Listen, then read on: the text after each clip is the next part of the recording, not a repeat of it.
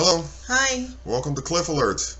Today we're going to be recapping OWN Network's Ready to Love Season 6, Episode 9. Now this episode starts with the cast members going on a weekend getaway trip, courtesy of Nephew Tommy. And Clifton, Joy, and Kia arrives first. Both Clifton and Joy put their luggage in one room, so that meant that they will be sharing a room together.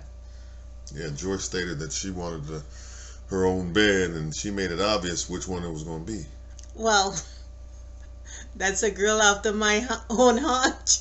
You state what you want. Yeah, and then I think later on in the kitchen, Sabrina noticed it, and amongst the three of them, her, Dakia, and Clifton kind of put Clifton on the spot. Well, he knew that was coming. I mean, he should have been prepared. In her confessional, Dakia kind of admitted that it looked like it was a deliberate action on their parts, which it was. It was. I mean, if you were in a lineup, Clifton is gonna choose Joy. So. All right. Anyway, they got that straightened out, I guess, for the moment. Yeah, for the moment, right, but Dakia got her feelings hurt. She was into her feelings. You know, in my estimation, she should have just pulled Clifton aside, have a conversation so she knows what's up and she could pivot accordingly. Yeah. It's not like she has no one there to continue the journey with. Paul is still waiting in the cut, so, I mean, how big should her upset be? And we haven't really seen Dakia make a vulnerable movement towards Clifton. Everything for her was sexual innuendos and what have you, so we've never seen them make an in-depth connection as we've seen Joy. So I'm not sure why she's so much in her feelings, but she is. Yeah. And that's okay, I guess. Yeah, I guess so as well. Next to arrive was Demetrius, and as soon as he got there, he hugged Sabrina, and I think right behind it, Donovan showed up and had an issue immediately with bunk beds. Well, Donovan is a big man. He's a big boy. Later on, when we see him calling Tina, we see these tiny bunk beds. So we know he had a rough night because he looks like he's 6+. So he had to fold himself into that bed, I'm sure. Yeah, that couldn't have been a restful evening for him. That's right, for sure. Right. A big brother in a small bed, don't see it. But anyway, Tori, I think, came in and began to talk with Demetrius about their connections. Yeah, they had a conversation about their connections with Sabrina and moving forward, what that's going to look like. But it was, what the camera showed us was just surface conversation. It shows again that Tori may have an inflated view of himself as it relates to Sabrina, and Demetrius was talking, his lips was moving, but he wasn't really saying anything definite. So again, I don't think Sabrina's love is in this cast. Well, it's interesting that you mentioned Sabrina, because then after that, the show takes a turn to Sabrina and Donovan talking. Well, again, this is another situation. The brother is fresh out. Fresh out of a relationship. We don't know, we're not sure if it's the divorce or not. If it is the divorce, the brother needs time to breathe. He needs time to heal, because divorce in itself is a traumatic occurrence in someone's life, and they need some sort of space to be able to heal. And he has 2 children with his ex, so he always will have a connection with her, because they have to move forward as parents, regardless if they're divorced or not. I think Sabrina was surprised because she found out, vis-a-vis a question that she asked during the course of their conversation, that Donovan had only been out of a relationship for 3 to 4 months, and that she seemed like in her confessional, that was a very quick turnaround. Yeah, again, this is a huge red flag. Donovan may just want someone to hang out in the meantime, and no one wants to be the meantime girl. So, as I said, I think Sabrina should just cut and go off into the sunset, because her beloved is not in this group. Mm-hmm. Yeah, and Donovan admitted as much in his confessional, where he said he doesn't like things to stay stagnant. Mm-hmm. So he likes to keep it pushing. He likes to keep it moving. So that means that the brother likes to be with somebody, to be connected. Connected right. with somebody. Right. But that doesn't mean that the connection is a permanent one. Mm-hmm. Yeah, absolutely. Absolutely. Well, anyway, Paul then is featured, and where he's talking with Carmen, and they had a little back and forth at the table where he was enjoying his salad, and she was kind of she was rubbing that bald head of his and trying to get something lit, as you say. But I don't think he was going for it. There's a lot of things that come with when you rub the bald head. That's all I'm gonna say about. And maybe Carmen, she had some experience with that, so she was just going in because Paul wasn't giving her anything to hold on to. I mean, he likes her closeness, he likes her womanly presence, and he likes clearly, chopping it up with her, but he hasn't given her anything concrete in this stage of the show to move forward and say, hey, he's my guy. Right, and she was trying. She was consciously trying. Right, because especially at that particular table, I guess, that they were eating at, or countertop that they were eating at, and she was making her bid. She was trying, because if she's a woman whom the men usually come to, right, it's a strange place to be to have to pursue a man. Mm-hmm. And I agree with her. I don't believe in pursuing men. Men should come to me. If I have a question, I'm going to ask to let the man know that I may be interested. But beyond that, I'm going to back up and wait to see what happens. So yeah. I just think Carmen is in that tricky place where she doesn't feel comfortable that she gotta extend herself. She gotta pursue. She will flirt with you. She'll, like, I did. Mm-hmm. Bring you that candy and such, rub the head, and but she doesn't feel comfortable doing a whole lot more. Mm-hmm. That's why she was playing with herself when she met Donovan. You know what I mean? That didn't sound right. Which is way out of anything that's decent, but she is that kind of girl. Right, but she did her best, and Paul just wasn't having it. So I guess. Well, he liked it. The man likes the attention of a woman, and Carmen is an attractive woman, so he likes that. It's not like he's repulsed by her. Right. But at the same time, he's just so cordial. He's so intentional about what he does, and deliberate too. And deliberate too. He puts one foot in front of the other. He's like he's collecting data. Yeah, and he said, you know what I mean? He basically said as much in his confessional. Well, and we know, and Paul knows. Tina gone.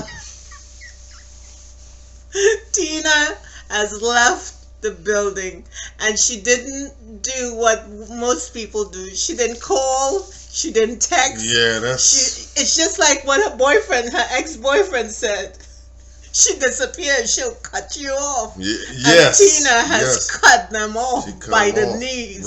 Right. And you see in the next episode that comes, she shows up and she's like, oh, what did I miss? That bullshit. After she ghosted everyone. Yeah. What did I miss? What you think you missed? I see you, girl. Clifton and Dakia got a chance to kind of chop it up on the porch. Yeah, Dakia had already kind of said the energy, as far as she was concerned, was off from her end. when that happened because of what she witnessed, coming into the house, regarding the bed situation and the bags. Yeah, but what I find interesting is that instead of going to Clifton and say, "Hey, Cliff, you're not talking to you. Have you made a decision yet? So, I can move on." Mm-hmm. She can use her words and just say that to him and be done with it. But They're not in vexation of spirits. They're not enemies. She can have a conversation. She's a grown woman having a conversation with a grown man. That's what she should have done. yeah, but I think she took the opportunity during her confessional to kind of state where she really was and kind of vent her feelings and frustration. To the audience and not to Clifton because she didn't want to appear like she was But have you seen Dakia make any effort to be vulnerable with any of them? She was all about the sexual experience, so maybe she just wanted a sexual experience with Clifton. I don't see any connection. I don't know if she necessarily wanted that or if she was just communicating or She conveying talked her. about the date with the oysters was significant. They had a connection. She did. And they were both talking about sex in one way or the other. Right. So if that's the case, then her only connection with Cliff is to have sex. And maybe, just maybe, he wants something more that he can get from Joy. Yeah, I think that's something I agree with, but I also think that from his end, I think Dakia represented not a strong connection, but something to kind of do. Something to do. Something to do, for lack of a better expression. Right. And, he was willing to find out where that could possibly lead. Well, that's what a man will do. Right, I mean, you put it out there, he's gonna follow. Right, he's gonna respond to it. You better believe it. Right. So Carmen showed up. Carmen rolled up with the fur. And you could tell that Donovan have some sort of soft place for Carmen. Mm-hmm. Because she puts her feet up Her on him. Her leg, he was rubbing that calf. And he was rubbing He her rubbing leg. And he was smiling and smirking. Yeah, and he was enjoying his time, doing what he does. Yeah, and I think she was enjoying it. She was enjoying it as well. Yeah, So, yeah. at least that is what, for me, the connection looks like. Mm-hmm. But she has a easier relationship with Donovan. Right. Than she does with Paul, in my estimation. Mm-hmm. Yeah, and even later on in the course of the conversation, they kind of joined hands and all that, and kind of in a playful little. Absolutely, little, they were little being way. playful, Right. and they were Mm-hmm. touchy feely, and that it's nice to see. Right. Because that was the first time we see Carmen actually. The armor that she puts on was sort of like was dropped, and she was just being who she is, just a woman, enjoying the company of her man. Mm-hmm. And I think, like I said, Donovan was like, Yeah, they definitely, definitely had something going on. The following day, Sabrina met with Tori. Yes. And finally told him that he was in the friend zone. Mm-hmm. Mm-hmm. And I'm glad she finally said that and put that to bed, because he had all these fantasies running around in his head, and I'm glad she actually stopped and just told him the truth. Sure. She should have told him the truth when they met for dinner after that fiasco at the beach house. She should have come clean with him then, but it is what it is. I'm glad she actually told him that. Yeah. Paul decides that, since his connection with Carmen is not going like he thinks it should, is not necessarily authentic in his mind, he's gonna make a move towards Dakia. So he invites her out on the pier, and they chat with feet hanging off the edge, and Paul slid in a few lines to the sister. Paul delivered something, huh? Yeah, he definitely delivered something. Yep, a few Mac lines and some you can see heartfelt compliments. You can see her actually melting from the interaction, right? You know, deflated from the conversation and with Clifton. So Paul made the sister feel good. He damn sure did. Yeah, I mean, got her keep hope alive. Right, and got her to kind of reconsider. Got her attention. Yeah, he definitely did. He had it. He definitely had it. So that is a possibility for them moving forward. Absolutely, we'll see how it plays out, because the episode we see her and Carmen chirping at each other, so it should be interesting. Right, to see what happens, for sure. Sabrina was the chosen one for who is going to be eliminated, and we don't know, we discussed this, we don't know whether that was by the producer's choice because they want drama, or if she volunteered, but I wouldn't volunteer for a task to eliminate a man who you actually know cares a lot for you. I.e. Tori. Right. And we know Tori is going home simply because they showed us a trailer with Paul, Carmen, and Dakia. So Paul is still in the house. Right. Tori is going to be sent home, and as I said, Sabrina is going to speak those words. But Paul was on the block too for consideration. But Tori is the one who was let go. But we wish Tori well. I mean, Mrs. Tori is out there waiting for him. All he has to do is eliminate kidney smashing from his conversation, and the brother will be A-okay. He'll be on his way, won't he? Yes, he will. Yeah. That's a big piece right there. Cut that out, and there she is. You listening, Tori? No kidney smashing, bro. None. 0. Okay. Stay away from that cliff. Anyway, we thank you for being with us today. We thank you for subscribing. We thank you for liking. We thank you for sharing and giving us all your comments. We appreciate you, and we're grateful for your time. Have a good week, and we'll see you again. See ya. Have a good one. Bye-bye.